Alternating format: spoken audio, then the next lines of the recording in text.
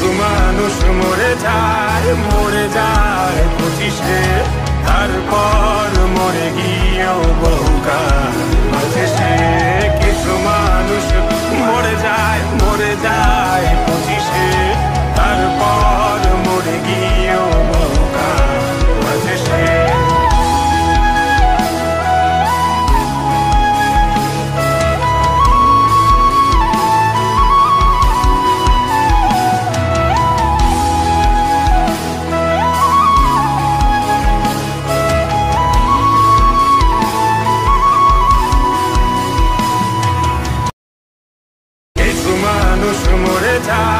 মরে যায় 25-এ,